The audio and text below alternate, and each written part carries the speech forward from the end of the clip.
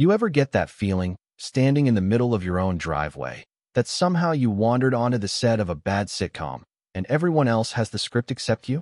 Yeah, that's exactly where I found myself the day a base commander in full uniform saluted me right there in the HOA parking lot, while the woman who'd just spent months making my life hell looked like she'd swallowed a lemon. "Whole, Sergeant Major Roberts, it's an honor to finally meet you in person." That's what he said, his voice booming across the silent crowd. Meanwhile, Sarah Ruiz, the self-appointed queen bee of Willowbrook Gardens, stood frozen, mouth wide open, looking like she'd just seen a ghost.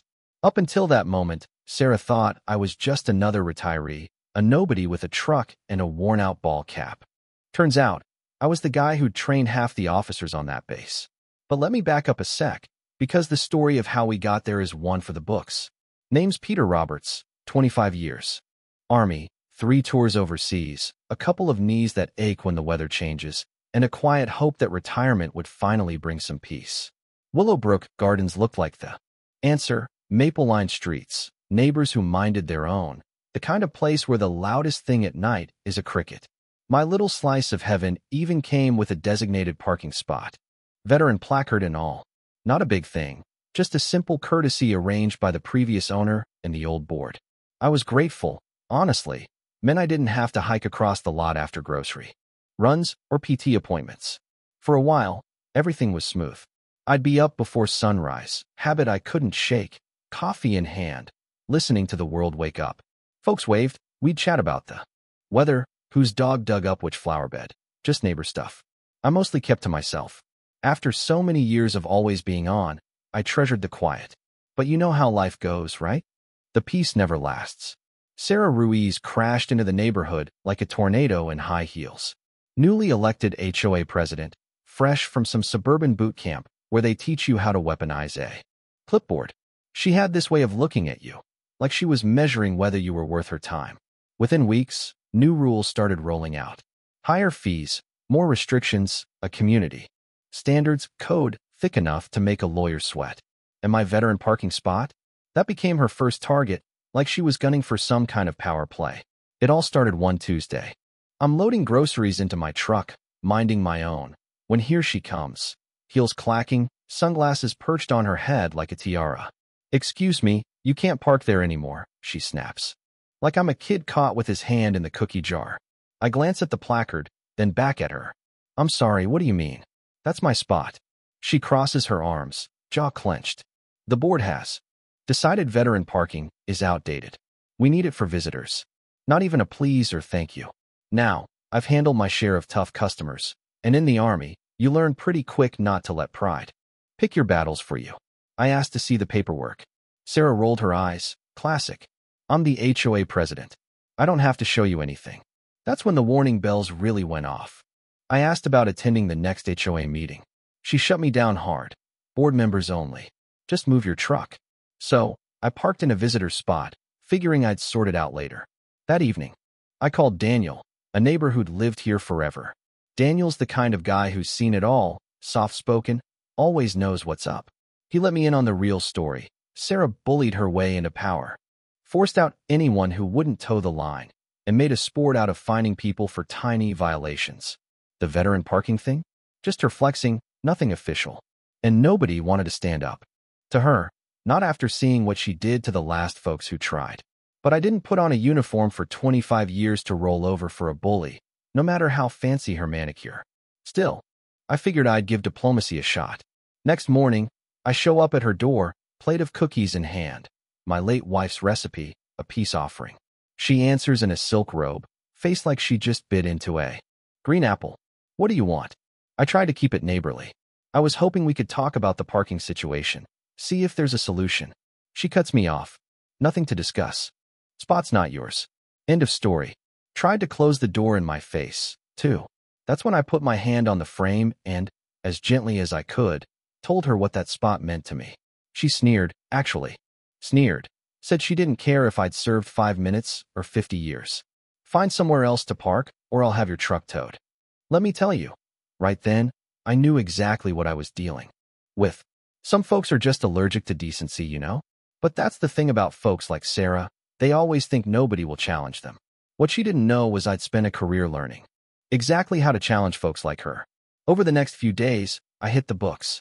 HOA law isn't exactly light reading, but it turns out Sarah was winging it, big time.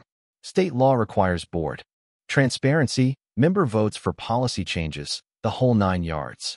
Plus, our county had this shiny new resolution encouraging veteran recognition in housing. Wasn't legally binding, but still, a real thorn in Sarah's side if it ever saw daylight. But Sarah wasn't done. Oh no. A couple days later, I find a violation notice taped to my door, $200 fine for parking in a visitor spot too long. The visitor spot she told me to use. That's when I really started documenting everything. Photos, emails, dates, times. I even started taking long walks, chatting with folks. Turns out, I wasn't her only target. Cheryl Jones, a widow, fined for a flag in her garden. Tim Martin, young dad, fined for noise violations when his car door shut after night shift. Eugene Stewart, retired cop, threatened for asking to see the meeting minutes where fees went up. Pattern was clear. Sarah picked on anyone who didn't bow down. Now, in the Army, we call this psychological warfare. Let the enemy defeat themselves by exposing their own arrogance. Sarah needed to feel powerful, needed an audience. So I got creative. Made a few calls to old friends, one of them a bigwig in State Veteran Affairs, another working community outreach at the base. Dropped a few hints about what was happening in our HOA. Nobody likes bad PR, especially not the kind that ends up on a colonel's desk. My chance came when Sarah scheduled a community standards review, her own little kangaroo court. I showed up in my full dress uniform, not to intimidate, but as a reminder of real service. Sarah hated it, said it was inappropriate. The room was packed, 20 neighbors, nervous, tired, hoping someone else would speak up. Sarah started in on me, accusing me of trying to dodge the rules, painting my service as entitlement. That's when I pulled out my folder of documents, calmly asked to see the rule changes in writing. She exploded, "How dare you question me? I'm the president, and I won't be lectured by a washed-up soldier." The room went dead silent. What she didn't know was that I'd invited a local reporter and, oh yeah, Colonel Morgan, the base commander. As Sarah went off, the colonel stepped forward, introduced himself, and saluted me in front of everyone. "Sergeant Major Roberts, it's an honor." He laid it all out, my record, my medals, my service. Then he turned to Sarah and the rest of the room. "What I've seen here is discrimination and disrespect. Communities like this should honor veterans, not harass them." He even had a Department of Defense partnership proposal in his bag, federal grants, VA perks, all of it contingent on a veteran-friendly reputation. Sarah's jaw about hit the floor. Colonel Morgan wasn't done. He made it clear Sarah's pattern of abuse could cost everyone, not just me. Businesses, property values, grant money, all on the line. Then I played the audio I'd recorded. Sarah saying military service doesn't make anyone special, calling veterans entitled. The evidence was bulletproof. Sarah lost it completely, screaming at the room, calling us bullies, saying the military had no authority here. The residents finally snapped. Daniel Jones stood up, called for her resignation. Cheryl Jones, in tears, said her late husband would be ashamed. Eugene Stewart called the county attorney right there. But the twist? One of Sarah's own board members, Quiet Laura Sanders, stood up and called for an emergency vote. Within 30 minutes, Sarah was out. Her own allies abandoned her. The crowd applauded, and the veteran parking spot was restored before I got home. Word spread fast. The newspaper ran the story, and soon the county and the base were both involved. Sarah got hit with legal trouble, fines, investigations, you name it. She moved out within 6 months, her name mud in the community she once ruled. Meanwhile, Willowbrook Gardens came alive. People started joining committees, sharing stories, looking out for each other again. Colonel Morgan made us a model partnership. Federal grants came in, and new families, military and civilian, moved in, knowing they'd found a place that valued respect. The real reward wasn't the parking spot, though. It was sitting on my porch, coffee in hand, watching neighbors laugh together in the street, flags flying in the gardens, kids riding bikes where fear used to live. We became living proof that bullies only have as much power as people give them. When good folks stand up, even the loudest tyrant can't win. And let me tell you, that's a lesson worth sharing. So what do you think? Was I right to fight back, or should I have just moved away and let someone else deal with it? Have you ever faced down a bully in your own neighborhood?